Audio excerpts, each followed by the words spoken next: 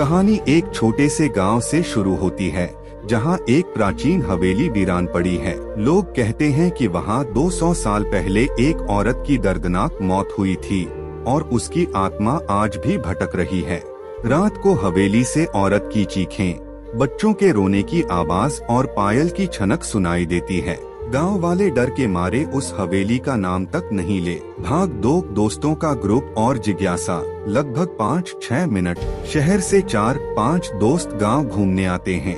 गांव वालों से हवेली की बातें सुनकर वे उत्सुक हो जाते हैं। सबको चेतावनी दी जाती है, उस हवेली में मत जाना वरना जिंदा वापस नहीं आओगे। लेकिन दोस्तों को यह सब अंधविश्वास लगता है और वे हवेली जाने का प्लान बनाते हैं। आधी रात को वे हवेली में पहुंचते हैं। जैसे ही अंदर कदम रखते हैं, दरवाजा अपने आप बंद हो जाता है।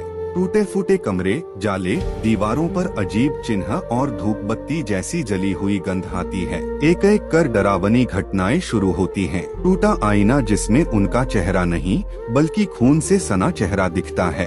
एक दोस्त के पीछे कोई परछाई घूमती है।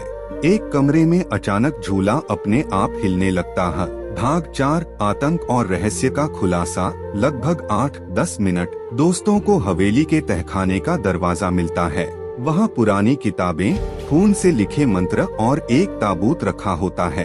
ताबूत खोलते ही अंदर एक औरत का कंकाल और लाल चुनरी मिलती है।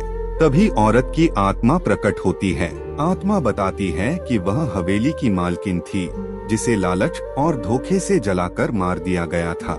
अब उसकी आत्मा बदला चाहती है और जो भी हवेली में आता है वह उसे कैद कर लेती है। दोस्तों में से एक एक करके सब गायब होने लगते हैं। कोई दीवार में खींच लिया जाता है, कोई आईने में कैद हो जाता है।